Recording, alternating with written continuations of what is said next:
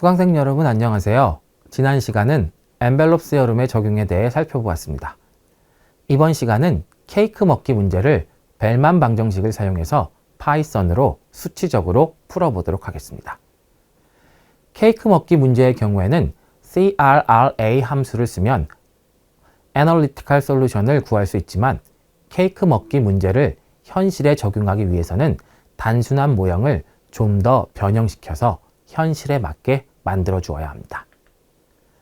그렇게 현실에 맞게 모형을 변형하는 과정을 거치면 애널리티컬 솔루션을 구할 수 없고 그런 경우에는 수치적 방법으로 모형을 풀어내야 합니다. 이번 시간은 케이크 먹기 문제의 애널리티컬 솔루션을 value function iteration으로 구하는 방법에 대해 설명합니다. 파이썬 코드를 시각화해서 시각적인 방법으로 value function iteration이 어떻게 진행되는지를 설명하도록 하겠습니다. value function iteration은 value function의 수치를 반복적으로 계산해서 구한다는 것입니다. 그림을 보면 초기 value function으로 값을 설정해 주는 것이 보라색 선입니다. 초기의 보라색 선은 이 코드에서는 vx는 ux로 설정해 준 경우입니다. 보라색 선의 모양이 처음 ux에서 계속 변해서 파란색, 노란색 등을 거쳐 빨간색 선으로 변해가는 모습이 보입니다. 이렇게 value function을 수치적으로 반복적으로 계산해서 구하는 것을 value function iteration이라고 부릅니다. 기본적인 아이디어는 우선 value function에 대한 초기의 값을 설정합니다. 초기 값을 설정할 때 아무렇게나 설정해도 되고 관련 이론이 있는 경우에는 관련 이론을 통해 좀 더 정답에 가까운 값을 설정할 수도 있습니다. 이터레이션은 반복적인 계산을 통해 수렴시키는 작업인데 좀 더 정답에 가까운 값이 초기 값으로 설정되면 반복하는 횟수가 줄어들 수 있습니다.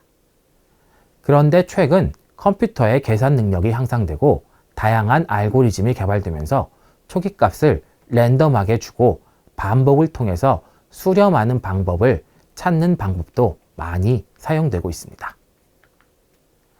관련된 이론이 없거나 초기 값을 설정하기 어려운 경우에는 차라리 랜덤한 수치를 주고 모형을 계속 반복시키는 것이 더 나을 수도 있기 때문입니다. 따라서 처음 이터레이션을 접할 때 랜덤한 초기 값을 주는 것이 이상할 수도 있지만 반복을 많이 해서 수렴시켜서 해결할 수 있다는 것을 알아두면 됩니다. 초기 값을 정한 다음에는 반복을 계속해 나가게 됩니다.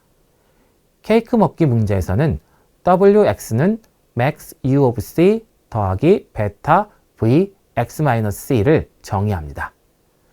wx는 vx와 똑같은 모양인데 다르게 정의해 준 것은 수치적 반복을 위해서입니다. 초기에 vx를 ux로 설정한 다음에 maximum uc 더하기 베타 곱하기 v x-c 부분을 수치적으로 풀어서 최대값을 구합니다. 그리고 이 최대값을 wx라고 해주는 것입니다. 그리고 wx의 값이 초기의 vx 값과 비슷한지 아닌지를 판별합니다. vx 값을 랜덤하게 정해버린 경우는 매우 높은 확률로 max uc 더하기 베타 v x-c를 수치적으로 풀어서 구한 값인 wx와 랜덤하게 정한 vx 값이 다르게 됩니다. 그러면 초기에 랜덤하게 정한 vx 값을 버리고 새롭게 구한 wx 값을 2차 vx 값으로 설정합니다.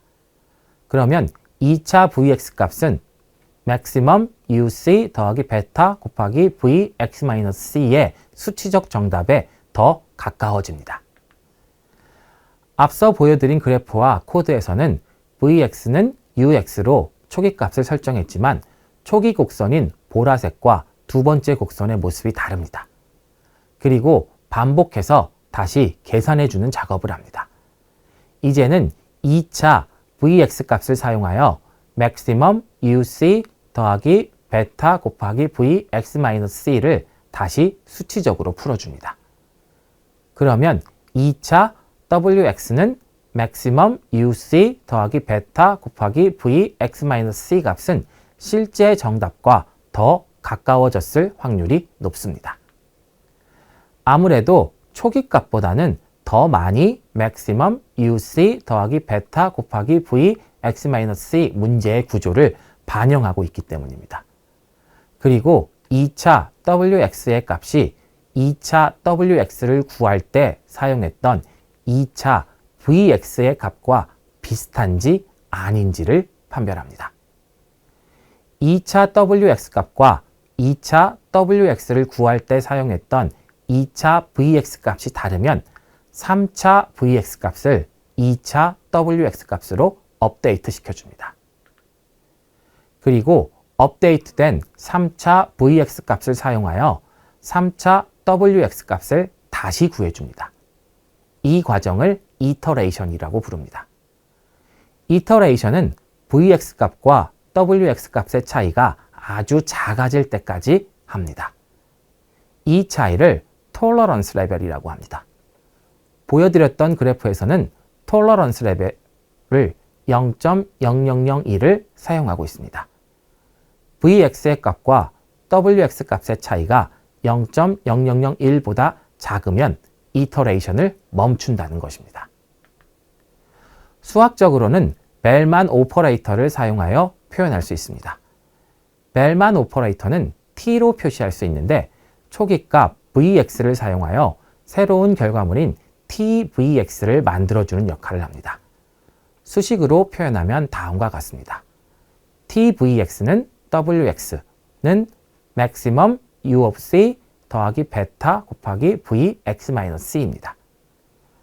초기값으로 설정한 vx는 ux 값에서 시작하여 wx 값을 얻었는데 wx는 tvx로 써줄 수 있습니다. 그러면 초기에 vx 값에서 시작해서 tvx를 얻게 되는데 tvx는 wx인 것입니다. 그렇게 생각하면 이터레이션을 t를 통해서 해줄 수 있습니다. 새롭게 구한 wx를 tvx로 써줄 수 있는데 wx가 초기값 vx와 다르면 2차 vx를 wx로 업데이트 시켜주어야 합니다. 이 과정이 벨만 오퍼레이터를 통해 간단하게 표현됩니다. wx는 tvx이기 때문에 양변에 벨만 오퍼레이터 t를 한 번 더 적용해 준다고 하면 twx는 ttvx가 됩니다. ttvx란 표현은 2차 vx인 tvx에 벨만 오퍼레이터 t를 사용해서 2차 wx를 새롭게 구해준다는 의미가 됩니다. t가 차수를 증가시켜줍니다. 파이썬으로 코딩을 할 때는 소비인 c와 스테이트 베리어블인 x가 모두 연속 변수라는 것을 해결해 주어야 합니다. 수치적으로 계산할 때는 연속 변수를 사용하기 어렵기 때문입니다. 연속 변수인 x는 가능한 값이 무한개이기 때문에 컴퓨터가 무한개의 값을 모두 다 계산해 주는 것은 불가능하기도 하고 효율적이지 않기도 합니다. 따라서 이 문제를 해결해 주기 위해 특정 구간에 있는 모든 값을 계산하는 것이 아니라 그 구간을 일정하게 나누어서 몇몇 부분만을 계산하는 방법을 사용합니다. 예를 들어 x값이 1부터 5까지의 구간 내에 있다면 1, 2, 3, 4, 5와 같은 구간 내에 있는 특정 값 5개만을 계산하는 것입니다. 이러한 구간마다 일정한 거리로 나누어서 구해주는 특정 값들을 그리드 포인트라고 부릅니다. 케이크 먹기 모형에서는 그리드 포인트를 x0, x1, xl로 표현하는데 100개의 포인트를 사용합니다.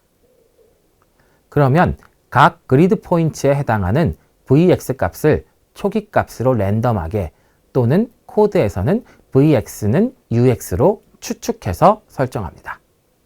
설정된 초기 값을 표현하면 v0, v1, vl이 됩니다. 그리고 v0, v1, vl을 부드럽게 연결해주는 함수 v-hat을 만들어줍니다. 부드럽게 연결해주는 것을 영어로는 interpolation이라고 합니다. x의 그리드 포인트인 x0, x1, xl을 사용해서 각각의 포인트에 해당하는 수치 v-hat 함수를 사용하고 1차 이터레이션은 벨만 오퍼레이터 t를 사용해서 구해줍니다.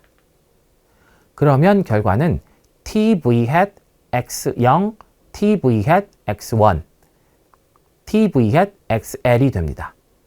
이 값들을 처음에 vx는 ux를 사용해 설정한 v0, v1, vl과 비교합니다. 그리고 두 값이 다르면 tv-hat x0, tv-hat x1, tv-hat xl을 2차 vx의 그리드 포인트로 사용합니다. 그리고 벨만 오퍼레이터를 한 번 더 사용해 주어서 ttv-hat 값을 찾아냅니다. 그리고 이 과정을 n차수에서 사용한 vx 값과 n차수에서 구한 tvx 값이 같아질 때까지 반복합니다. 이러한 이터레이션 과정을 반복해서 파이썬 코드를 통해서 value 펑션을 수렴시킵니다. 코딩을 실행시키기 위해서 그리드 포인트를 만들고 인터폴러레이션을 이용해 연속 변수를 처리해 주는 것입니다. Intermediate Quantitative Economics with Python 사이트에서는 38번 강의 Cake Eating 2 Numerical Methods에서 value function iteration을 실행하는 파이썬 코드를 공개하고 설명하고 있습니다. 처음에 나오는 코드는 관련 라이브러리를 불러오는 부분입니다. 코딩을 위해서 scipy 라이브러리를 사용합니다. 그리고 애널리티컬 솔루션을 정의하는 부분이 있습니다. 다음으로는 maximize 함수를 정의합니다. maximize 함수는 scipy 함수의 minimization 루틴을 사용하는데 이는 목적 함수의 마이너스 값을 곱하고 minimize 하는 것이 maximize 하는 것과 동일하기 때문입니다. 대부분의 라이브러리는 일관성을 위해 minimize 루틴만 제공하기 때문에 이 방법은 매우 자주 사용됩니다. 다음으로는 Cake Eating이라는 클래스를 만들어줍니다. 여기서 클래스란 전체 코딩을 위한 설계도라고 생각할 수 있습니다. Cake Eating 클래스에서는 베타 값과 감마 값과 같은 파라메터 값들을 정하고 앞서 설명한 x의 그리드 포인트를 설정해 줍니다.